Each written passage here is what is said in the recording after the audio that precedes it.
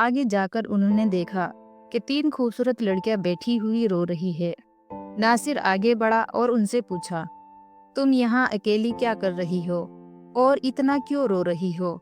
ज़ैनब ने नासिर को अपनी पूरी कहानी सुना दी। लड़कों को उन लड़कियों पर तरस आ गया और कहने लगे, हम इन लड़कियों से शादी कर लेते हैं, इन्हें एक छत मिल जाएगी और हमारी जिंदगी सुकून से गुजरने लगेगी। फिर उन तीनों दोस्त ने उन लड़कियों से शादी कर ली। ज़ैनब की शादी नासिर के साथ हो गई। संयोग से तीनों दोस्त के घर आसपास में ही थे। तीनों बहनें खुशी खुशी अपने घर में रहने लगी। 1 साल के बाद ज़ैनब के घर में बेटे की पैदाइश हुई। ये देख के नासिर के दोस्त और ज़ैनब की बहनें बहुत खुश हुए। धीरे धीरे ज़ैनब का बेटा 2 साल का हो गया।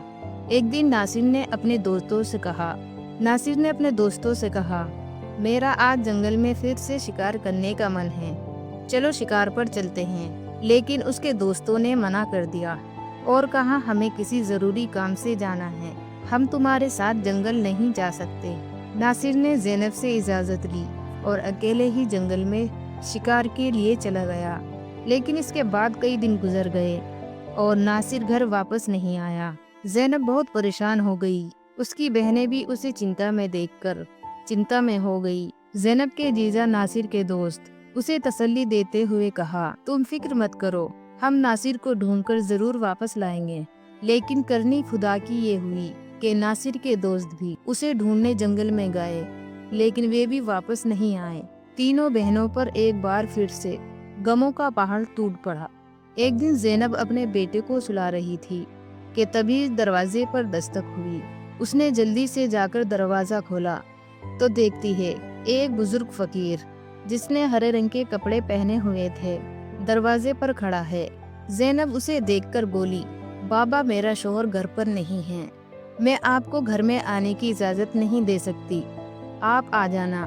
उस पर फकीर बोला, बेटी, मुझे बहुत भूख लगी है, किसी भूखे को खाना खिलाने में क्या हर्ज है। ज़ैनब ने मजबूरी में उस फकीर को घर में बुला लिया और उसके लिए खाना बनाने लगी।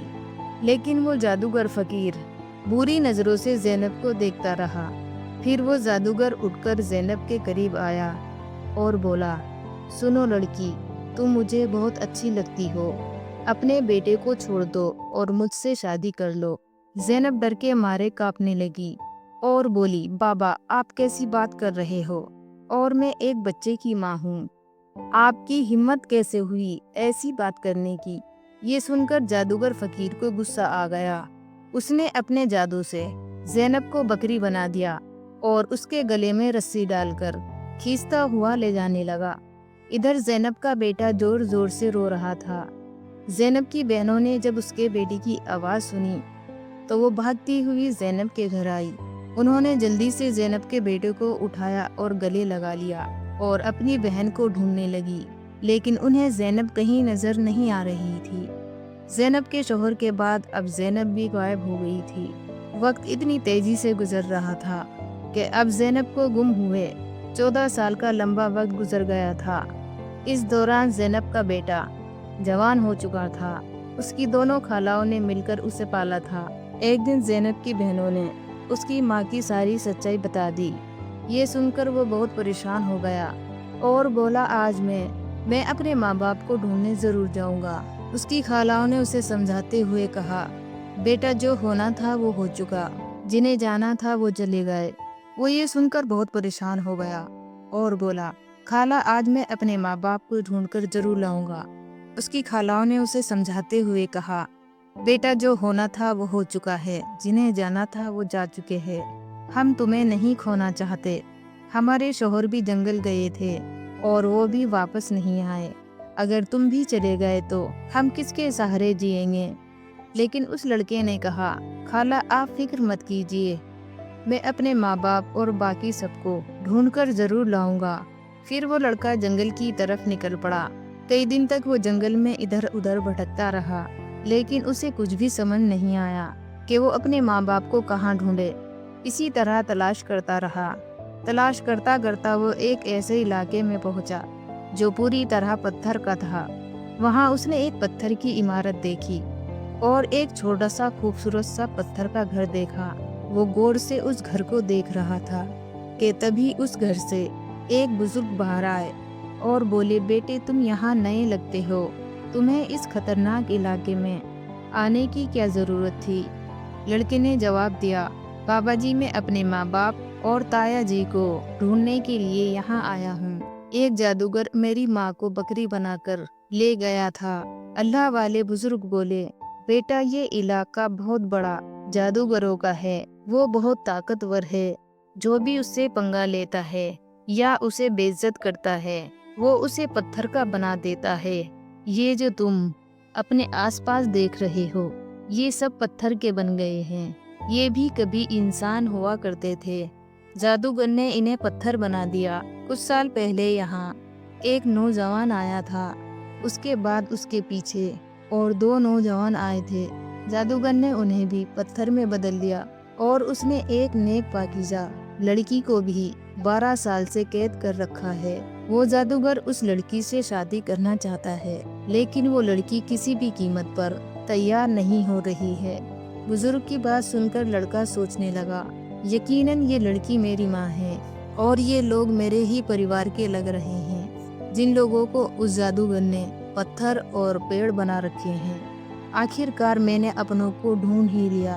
اس کے بعد لڑکے نے بزرگ کو اپنی ساری کہانی بتائی اور کہا، بابا جی آپ میری مدد کریں، ان لاچار لوگوں کو بچانے کی کوئی ترکیب بتائیے۔ بزرگ جن کی جھوپڑی کو کبھی زینب کی سوتیلی ماں نے جلوا دیا تھا، بزرگ تھوڑے مسکرائے اور بولے، بیٹا اللہ ہمیشہ نیک دل والوں کی مدد کرتا ہے، تمہیں اپنی ہمت نہیں ہارنی چاہیے۔ اللہ والے بزرگ مجبوراً اس خطرناک علاقے میں آ کر رہنے لگے۔ انہوں نے لڑکے سے وعدہ کیا، میں تمہارا ساتھ ضرور دوں گا۔ بزرگ سوچنے لگے، کیا پتا اس لڑکے کی ماں کو چھڑوانے سے باقیوں کو بھی جادوگر کی قید سے آزادی مل جائے گی۔ بزرگ نے باقی گاؤں والوں کو بتایا، یہ میرا پوتا ہے جو دوسرے گاؤں سے مجھ سے ملنے آیا ہے۔ جب جادوگر کو شک ہوا کہ گاؤں میں کوئی نیا لڑکا آیا ہے تو وہ ترنت اللہ والے بزرگ کے پاس پہنچا اور پوچھنے لگا، یہ کون ہے؟ بزرگ نے جواب دیا، یہ میرا پوتا ہے۔ اسی طرح جادوگر اور لڑکے کی ملاقات ہوئی۔ لڑکا اپنی پہچان چھپا کر جادوگر سے ملنے لگا۔ جادوگر نے لڑکے کو دیکھ کر کہا، تم بہت سمجھدار لگتے ہو اور اپنے دادا کی طرح نیک اور معصوم ہو، تم کل میرا ایک کام کرو گے، میں تمہیں ایک عمارت میں بھیجوں گا جہاں ایک لڑکی کو پیغام دینا ہے، میں اس سے شادی کرنا چاہتا ہوں۔ لڑکا سمجھ گیا کہ وہ اپنی ماں سے ملنے جا رہا ہے۔ وہ بہت خوش ہوا اور سوچنے لگا کہ وہ اپنی ماں کے لیے پھول کا گلدستہ لے جائے گا۔ اس نے یوجنا بنائی کہ وقت آنے پر وہ اپنی ماں کو پہچاننے کے لیے اپنی پہچان ظاہر کرے گا۔ زینب کی شادی کے وقت ناصر نے اسے ایک انگوٹھی دی تھی جس پر اس کا نام لکھا ہوا تھا۔ بعد میں زینب نے وہ انگوٹھی اپنے بیٹے کو پہنا دی تھی۔ سالوں کے بعد وہ انگوٹھی بڑھوا کر بنوائی تھی اور لڑکے نے وہ انگوٹھی اب بھی پہنی ہوئی تھی۔ لڑکے سے کہا، اپنی انگوٹھی پھولوں کے گلدستے میں چھپا دو، جب تمہاری ماں اسے دیکھے گی تو وہ ترنت تمہیں پہچان لے گی، لیکن یہ کام آسان نہیں ہوگا۔ جادوگر نے زینب کی نگرانی کے لیے چوکیدار سختی سے نظر رکھے ہوئے تھے اور اللہ والے بزرگ کی بہت عزت کرتے تھے اور ان کے پوتے کو نیک سمجھتے تھے۔ اس نے لڑکی کو گلدستہ دے کر روزانہ زینب کے پاس بھیجنا شروع کر دیا۔ لڑکے کی عمر محض 14 سال کی تھی، اسی وجہ سے جادوگر کو اس پر شک نہیں ہوا۔ زینب کو ایک کمرے میں قید کر کے رکھا گیا تھا جہاں کسی کو مرد کی جانے کی اجازت نہیں تھی۔ لڑکا روزانہ گلدستہ لے کر زینب کے پاس جاتا اور وہاں جادوگر کی ایک داسی ہمیشہ رہتی تھی۔ ایک دن قسمت نے لڑکے کا ساتھ دیا، ایسا موقع ملا کہ کمرے میں زینب کے سوا کوئی نہیں تھا۔ لڑکے نے جلدی سے اپنی انگلی سے انگوٹھی اتاری اور پھول کے گلدستے میں چھپا کر زینب کے قدموں میں رکھ دیا۔ جیسے ہی گلدستہ زمین پر رکھا، انگوٹھی کی آواز ہوئی۔ زینب نے حیرانی سے گلدستہ اٹھایا اور پھولوں میں بندھی ہوئی انگوٹھی کو پہچان لیا۔ یہ وہی انگوٹھی تھی جو اس نے سالوں پہلے اپنے بیٹے کو پہنائی تھی۔ زینب کی نظر فوراً گلدستے لانے والے لڑکی کی طرف اٹھی۔ دونوں کی نظریں ملتے ہی حقیقت صاف ہو گئی۔ جادوگر نے زینب کو قید کر رکھا تھا لیکن اس کا بیٹا اپنی ماں کو آزاد کرنے کا منصوبے بنانے لگا۔